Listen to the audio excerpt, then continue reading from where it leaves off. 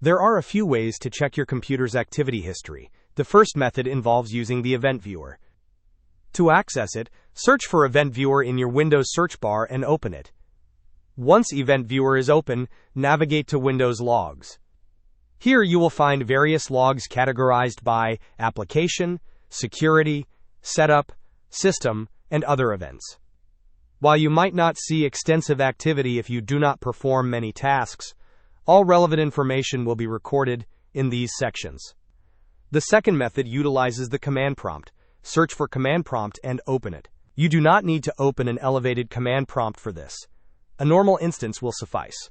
Once the command prompt is open, type systeminfo and press enter. This command will load a significant amount of information about your system.